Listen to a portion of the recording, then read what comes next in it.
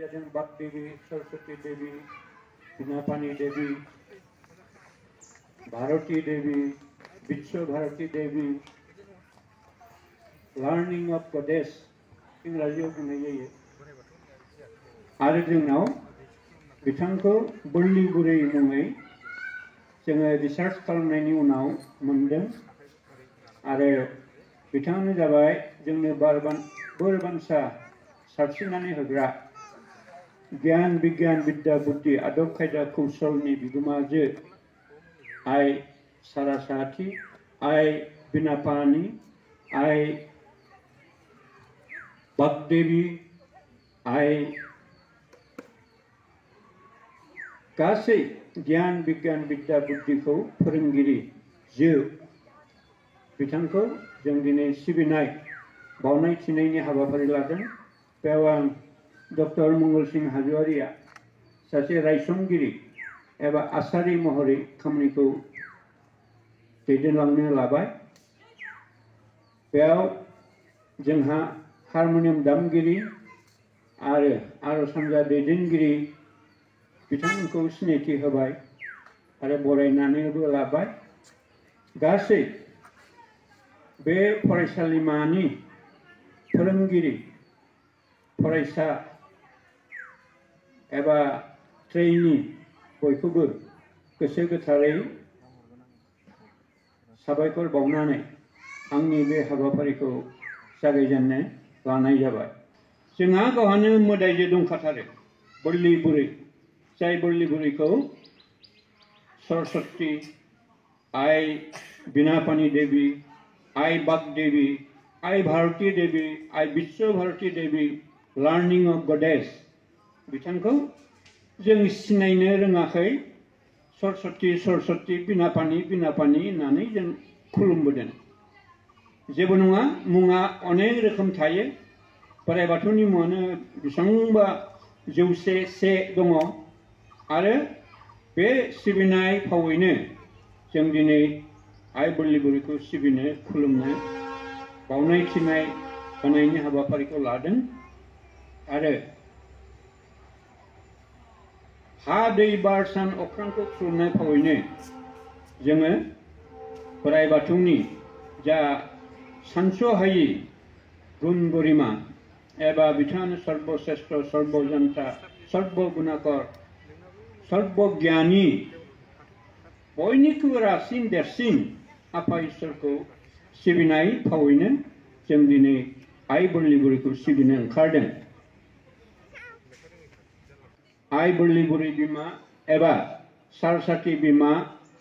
जायखौ जों ज्ञान विज्ञान विद्या बुद्धि आदब खायदा कौशलनि बिगोमाजो होननानै गाबज्रियो, बिथांखौनो जों सिबिनो ओंखारदों। बेवहाय जोंहा सिजौ फांसे दं। आफा बोराइ बाथौनि थामहिनबा जिउमा एबा परमात्मानि नेरसोन हिसाबै सिजौ फां दं। नैबेवहाय जाथ्रासि फां दङ। बे जाथ्रासिया जाबाय आइ बोरलि बुरैनि नेरसोन। आरोबाव थुलसि दं। जोङो बे थुलसिखौ जेनेबा माइनाव फुजा खालि बाहायो। बे जाथ्रासिया जाबाय मा? जाथारसि, जा गोथार सि,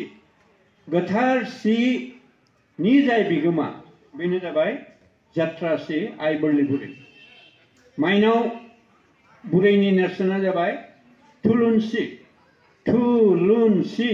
थुनानै दोन, लुन सि आत्माखौ जोंनि सि एबा जिउमाखौ लुन बुरजायै गोबारै थुनानै दोनथुम, बेनो जाबाय थुलुनसि आइ माइनाव बुरै। थारमाने बे लुना मा? बियो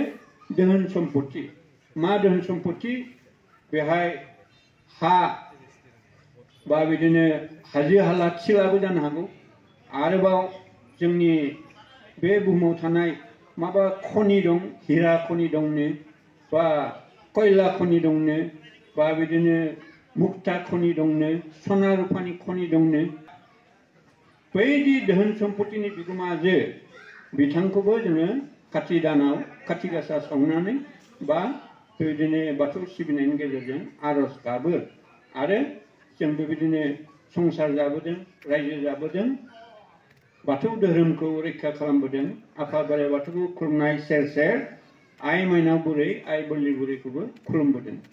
आरोबाव जोंहा दङ 18 जरा खुन्थियानि बिगोमा बेवहाय 18 जरा खुन्थिया दङ बे खुन्थियानि बिगोमानिनो नेरसोन महरै बावथाय महरै जों बेवहाय जेनेबा प्रसाद मुथा होदों बिबार होदों बा जों आरो बुंनाय जायो गय खिलि फान खिलि होननानै गय फाथैखौ बिथांमोननि मुङैबो एफा एफा बेयाव बावना होनाय जादों बै सानजा खनायाव दं आइ माइनाव बुरै बिमानि मुङै एसेब्लाबो माइ एसेब्लाबो माइरं मानोना दहायनो बुंदों आङो हा दै बार सान अख्रां बेजों लोगोसेनो बे आइ माइनाव बुरैनि जा नेरसोन माइरं गरसे माइ गरसेब्लाबो जों बेवहाय बावनाय खिदों आइ माइनाव बुरैनो बावनायनि मोनसे नेरसोन दा गेजेराव जोंहा मोनसे जेवारि दं बे जोंनाय जेवारिया जोंनि बे 18 जरा खुन्थियानिनो 18टा बाथि 18टा जेवारि होआलासेनो जोङो बे जेवारिखौ होनाय जादों आरो दिनै होनाय जायो आरो दिनै जिहेतुके आइ माइनाव बुरैजों लोगोसे बोरलि बुरैयाबो जायगा मोननांगौ बेखायनो बेयाव बोरलि बुरैनि मुङै जेवारि गंसे दोननाय जादों बै जोबनायाव आइ माइनाव बुरैनि मुङै जेवारि बे जेवारिया जेनेबा बे खाथियावनो दं माइ माइरं बा गय खिलि फान खिलि फाथै खिलि बेजों लोगोसे बेवहाय प्रसाद मुथाखौ बावनाय जादों बेयाव जोंहा ओरैहाय दङ 5 गसाइ एबा 5 राजा बेनो जाबाय साननिगिरि सान राजा अख्रांनिगिरि अख्रां राजा बारनिगिरि बार मोदाय हानिगिरि बैसुमुथि हा दैनिगिरि दै खुंगिरि बे मोनबा गोहोनि बिगोमा बिथांमोननि मुङै बेवहाय 5 गसाइ एबा 5 राजा मुङै बेवहाय जेवारि बावनाय जायो जेनेबा 5 राजा होननाय लोगो लोगो साननो हागौ साबा राजाया सोर माथो जोंथ' मिथिया सिनाया बे 5 राजा सोदोबा बेवहाय बिनि ओंथिया रासिन जानाय मा रासिन जानाय दहाय जे बुंदों हा दै बार सान अख्रां बिनिनो मोनसे जों बेवहाय गोहो बोलोनि बिगोमा थुलुंगानि बिगोमा महरै हा दै बार सान अख्रांनि नेरसोन महरै बेवहाय बावनाय थिनायखौ दोननाय जादों आरो बेवहाय राजा होननाय लोगो बै राजा रानि किं कुइन बेखौ बुजिनो नाङा बिसोरो मा रासिन जानाय रासिन गोहो बोलोनि बिगोमा बिनि थाखायनो 5 राजा सुंद'यै बुङो हानि बिगोमा हा मोदायबो होनो जों बैसुमुथि हा दैनिगिरि दै खुंगिरिनि मुङै जोंनि गोदोनिफ्रायनो अजाफ्रा बावनाय थिनाय होयोमोन बे जाबाय दै खुंग्रि सिद्धायनो बेखौ बुंबाय खुंगिरि थारमाने दैखौ बिथाङा दैदेनो जेनेबा दैमा दैसा निजिरि दैमु बा लैथोसा लैथोमा बिनि बिगुमायानो जाबाय आइ खुंगिरि दै खुंगिरि जायनि गोहो सक्तिया जेरावबो साग्लोबनानै दं दैयाथ' जेरावबो दं जायखौ बुंनाय जादों बुहुमावनो 1/4 हा बै 1/3 दै गतिके बै लैथोमा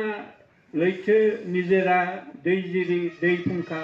बिनि बिगुमायानो जाबाय आइ दै खुंगिरि बिनि थाखायनो गथ' गथाय लानानै जोंनि मानसिफ्रा गोदो गावनि खाथियाव दैसा दंब्ला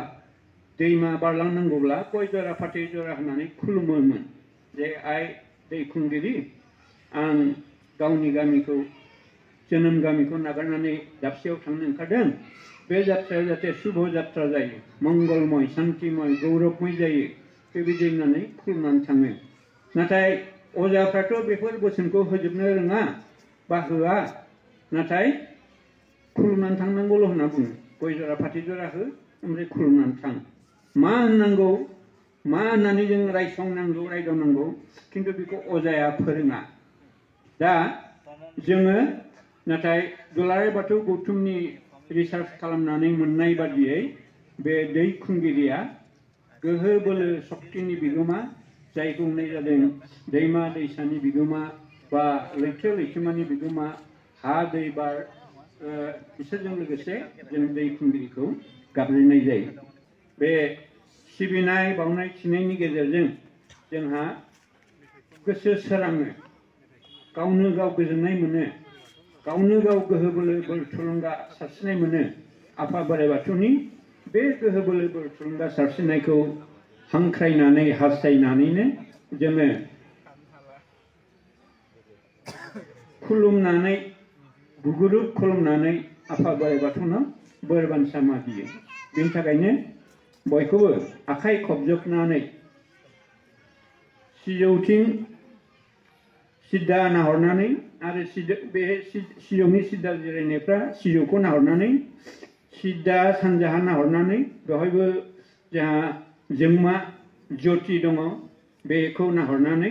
आरो ओरै बा गसाइथिं मोखां जानायफ्रा बा गसाइथिं सिद्दा नाहरनानै आखाइ खबजोबनानै थादो आरो जोङो